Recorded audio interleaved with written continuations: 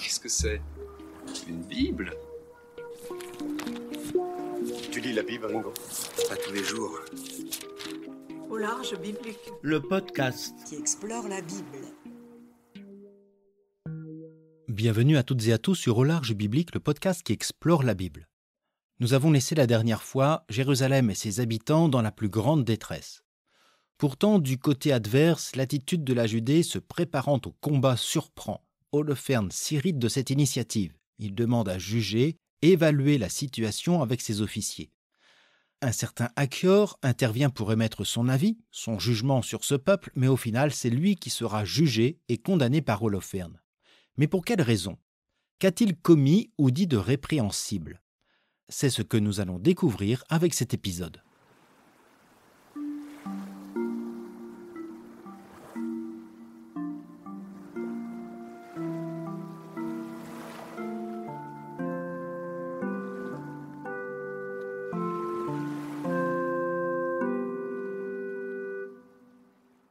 Le chapitre 5 du livre de Judith nous fait retourner dans le camp d'Holoferne, installé aux portes de la Judée.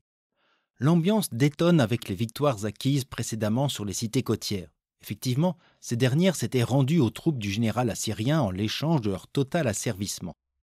La route aurait pu être un véritable boulevard pour les troupes de Nabuchodonosor. Précédés par les récits de ces exactions, tous plient désormais sous le joug assyrien. Tous non, car un petit État semble encore résister à l'envahisseur. Comme nous l'avons entendu avec l'épisode précédent, la Judée a organisé sa défense. On annonça à Holoferne, général en chef de l'armée d'Assour, que les fils d'Israël se préparaient à la guerre, qu'ils avaient fermé les passages de la région montagneuse, qu'ils avaient fortifié tous les sommets des hautes montagnes et qu'ils avaient placé des embûches dans leurs plaines. Il s'irrita avec une violente fureur et appela tous les chefs de Moab, les généraux d'Ammon et tous les satrapes de la côte. La défense juive introduit un élément perturbateur à l'avancée d'Holoferne qui, jusqu'à présent, n'avait guère connu de difficultés, notamment en raison de cette stratégie de guérilla au sein d'une région montagneuse. Le problème est donc militaire, et Holoferne convoque ses officiers issus de la région pour effectuer un état des lieux sur les forces de cet ennemi qu'il ne connaît pas et qui défie son autorité. Holoferne leur dit « Informez-moi donc, fils de Canaan, qui est ce peuple qui réside dans la région montagneuse? Quelles sont les villes qu'ils habitent? Quel est le nombre de leur armée? En quoi consiste leur force et leur vigueur? Qui est le roi à leur tête pour commander leurs troupes? Et pourquoi ont-ils dédaigné de venir à ma rencontre à la différence de tous les habitants de l'Occident ?» La demande d'Holoferne est claire. Il s'agit de connaître le nombre de villes à conquérir, le nombre des combattants ennemis, leur type d'armement et la réputation de leur roi. À une difficulté d'ordre militaire, Holoferne cherche des indications d'ordre militaire pour une meilleure réponse stratégique. C'est alors qu'un de ses officiers va prendre la parole, Achior l'Ammonite. Les Ammonites, comme les Moabites, ne sont généralement guère appréciés dans les textes bibliques et c'est peu dire. Le livre de la Genèse a fait de ces deux peuples des fils nés de l'inceste entre Lot et ses filles. Le livre du Deutéronome, au chapitre 23, interdit même leur conversion et leur entrée dans l'assemblée des fils d'Israël. On s'attend donc à une réponse sévère de la part de cet officier aux demandes d'Holoferne. Mais il ne va pas en être ainsi.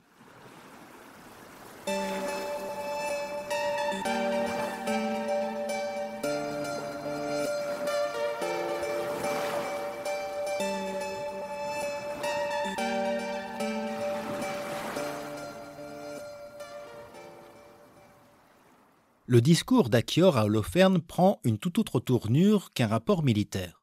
En effet, l'officier ammonite reprend et résume toute l'histoire du salut autant ou mieux qu'un fidèle israélite aurait pu le faire. Achior ne rapporte ni le nombre des troupes juives, ni un art particulier de la guerre, pas même le nom des villes ou leurs dirigeants. Son récit se focalise uniquement sur la relation du peuple à son Dieu. Le discours est divisé en 4 petites parties. Les 3 premières reprennent toujours un itinéraire, une migration, qui amène ce peuple en Canaan grâce à l'aide de leur unique Dieu. Sans nommer aucun nom connu, Achior raconte comment ce peuple a été chassé de Chaldée et de la Mésopotamie pour avoir refusé de se plier au Dieu de leur père. Ils arrivent ainsi en Canaan menés par leur Dieu du ciel, une expression perse pour désigner le Dieu d'Israël dans les écrits perses ou grecs. À la suite de cette période évoquant les temps abrahamiques, Achior raconte aussi comment, depuis son esclavage en Égypte, ce même Dieu combattit le roi des Égyptiens, assécha la mer Rouge pour faire sortir son peuple vers la conquête victorieuse de Canaan. Après l'Exode, les propos d'Achior font mémoire de l'exil des Juifs qu'il attribue à l'infidélité du peuple envers ce Dieu qui est l'injustice. Pour reprendre les termes d'Achior, en revenant vers leur Dieu dans leur exil, ils purent retourner en leur terre pour rebâtir leur sanctuaire et leur ville. On remarquera que dans cette relecture théologique de l'histoire d'Israël, Achior ne fait mention d'aucun nom de patriarche, ni de roi, pas même de Moïse. Seul compte ici la relation collective du peuple à son Dieu. Et c'est la qualité de cette relation qui, pour Achior, détermine le soutien ou non de son Dieu qui a réussi à défier les forces du Pharaon. Ainsi termine-t-il par cette dernière remarque qui concerne cette fois le présent de la Judée. Maintenant donc, Maître et Seigneur, s'il y a un manquement dans ce peuple, s'ils pêchent contre leur Dieu, et que nous observions chez eux cette cause de chute, nous monterons leur faire la guerre. Mais s'il n'y a pas d'injustice dans leur nation, que mon Seigneur passe outre, de peur que leur Seigneur et leur Dieu ne les protègent, et nous serions livrés à l'outrage devant toute la terre. Ainsi, au lieu de parler stratégie militaire, Achior développe une lecture théologique de l'histoire du salut en Israël, avec une conception de la foi basée sur la notion de la rétribution collective. Tant que ce peuple est fidèle à ses lois, Dieu le protège. Au moindre péché du peuple envers son Dieu, à la moindre injustice, ce dernier les abandonne. Dans ces paroles, Achior en dit davantage sur le Dieu du ciel en Israël que sur le peuple. Il montre ici, du moins dans ce discours, plus de foi en ce Dieu d'Israël que les Jérusalémites désespérés. Ainsi, pour Achior, ce n'est pas à un état des lieux militaires qu'il convient de procéder, mais à une inspection morale et religieuse de la population. Car s'ils sont restés fidèles à leur Dieu, ce dernier les protégera de toute agression, y compris celle demandée par Nabuchodonosor. Suggestion qui lui en coûtera.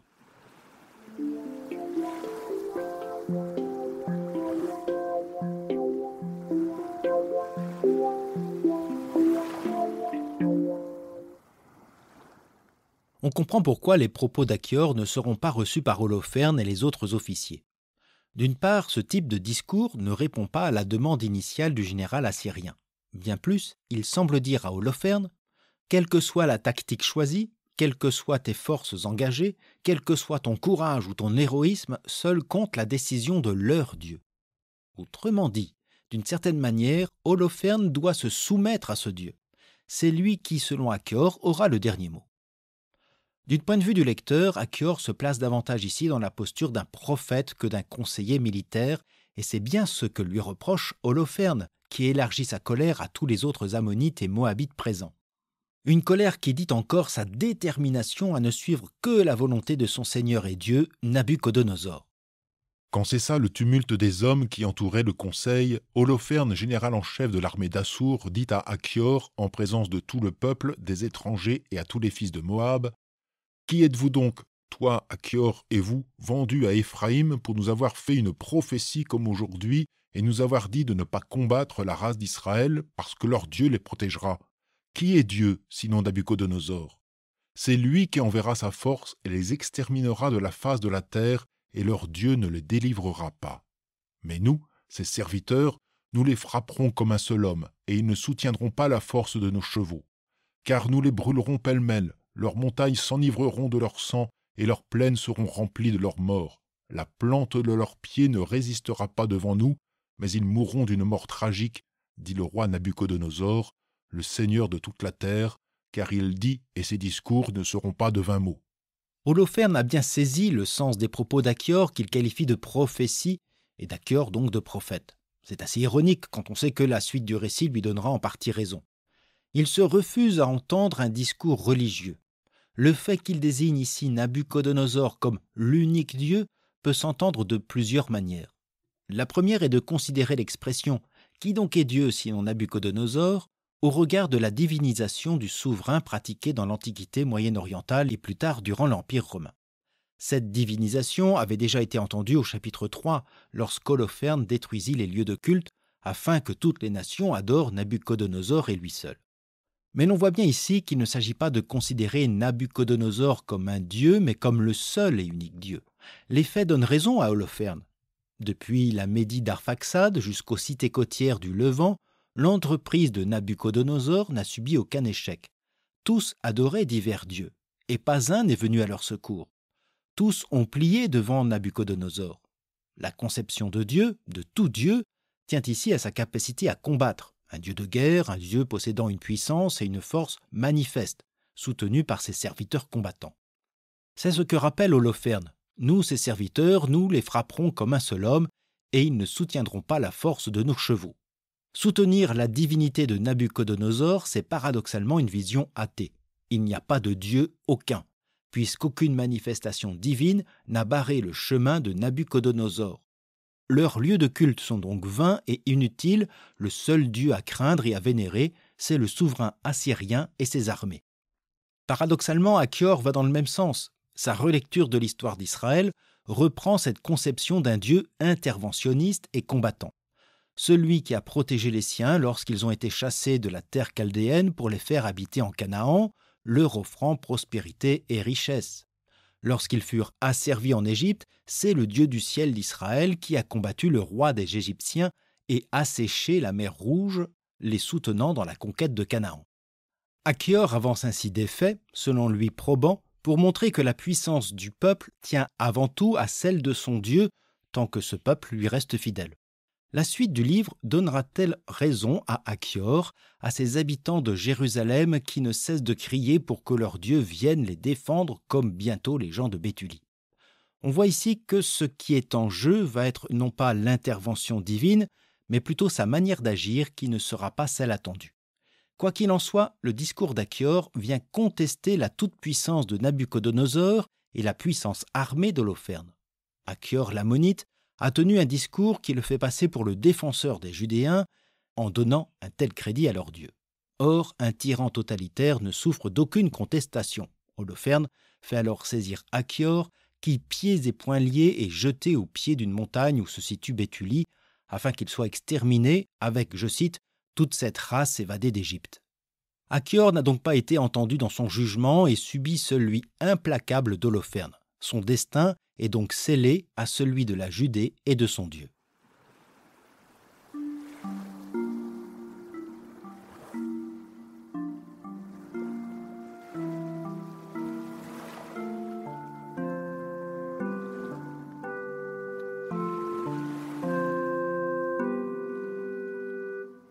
Achior aurait pu être abandonné à son sort s'il n'y avait l'initiative des habitants de Béthulie.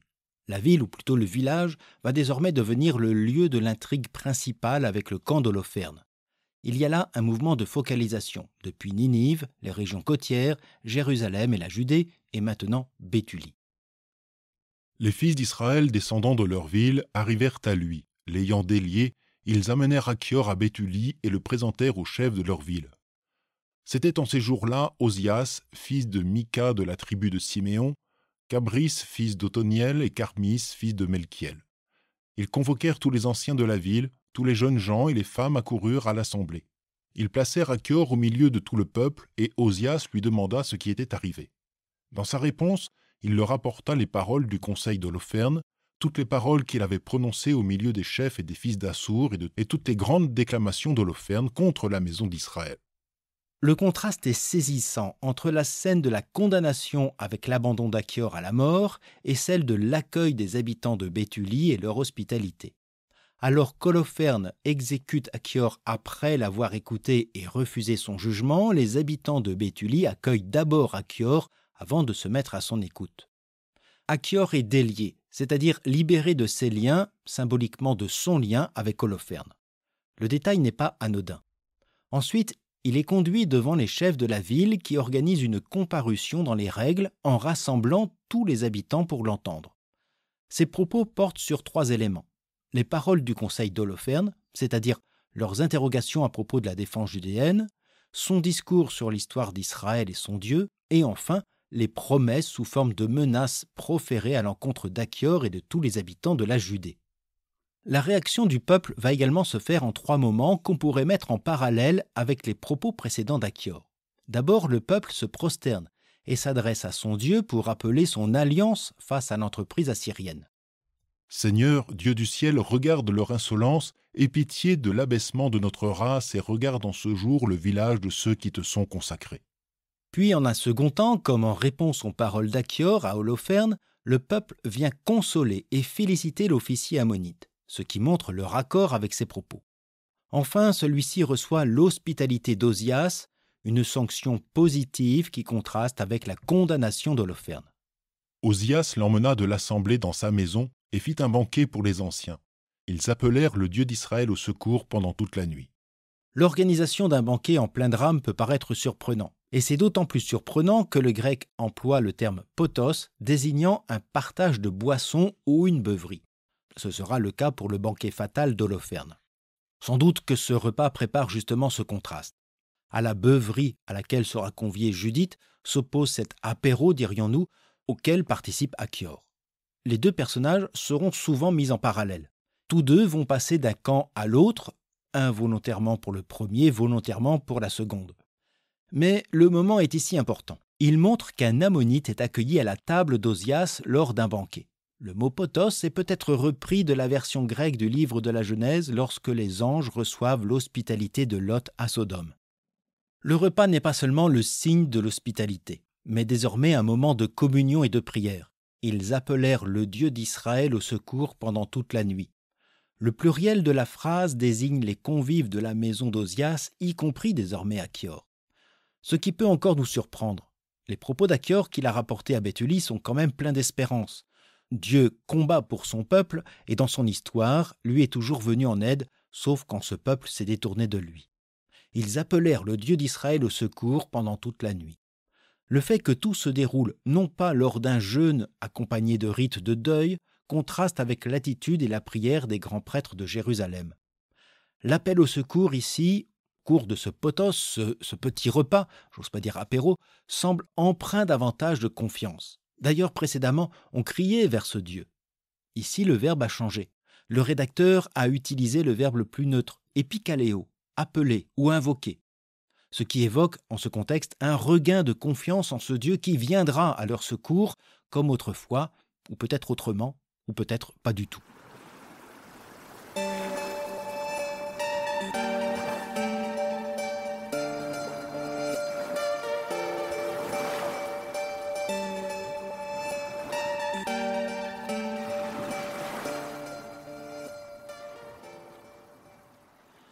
J'aimerais revenir sur le nom même d'Achior l'ammonite, qui en raison de sa naissance aurait dû être décrit comme un farouche ennemi d'Israël et qui apparaît désormais comme un de leurs défenseurs, voire un de leurs alliés aux yeux d'Holoferne mais aussi d'Ozias. Le nom n'est pas connu par ailleurs, du moins en cette forme-là. Comme souvent dans la Bible, le nom indique aussi le rôle du personnage. Ainsi, Achior pourrait être l'addition de deux mots hébreux, Ari, mon frère, et Or, lumière. Mon frère est lumière. L'ennemi ammonite est ainsi désigné comme un frère qui vient éclairer la situation des Judéens. Pour Henri Cazelle, le nom d'Achior pourrait aussi évoquer le personnage d'Aïkar, connu dans les traditions assyriennes et qu'on retrouve aussi dans le livre de Tobie. Il représente la figure de l'homme sage et bon, d'un conseiller royal qui va être trahi par son neveu et condamné à mort avant que la vérité n'éclate et lui rende justice. Ici, Achior, comme un frère éclairé, apporte une sagesse qui est refusée par les uns et accueillie par les autres. Le destin d'Achior viendra aussi jouer un rôle important par la suite. Je ne vous en dis pas plus, sachez seulement que nous le retrouverons aussi auprès de Judith. Achior l'ammonite, celui qui aurait dû être rejeté du village, y apporte une lueur d'espérance pour la foi des Israélites, comme Ozias et les anciens du village de Béthulie, assurés, grâce à la parole de ce païen, de l'intervention divine. Mais l'intervention divine semble tarder comme nous le montrera la suite de ce récit. Je le répète encore une fois, comme je ne lis pas l'intégralité des passages, je vous invite à vous y replonger, comme aussi dans le chapitre 7 que nous explorerons la prochaine fois. Cela peut faciliter votre écoute. Judith est un livre de la Bible très court, donc n'hésitez pas, et vous découvrirez aussi la beauté et la subtilité du langage, quelle que soit la traduction. Je vous souhaite une bonne journée, une agréable soirée, et je vous dis à bientôt sur Au Large Biblique.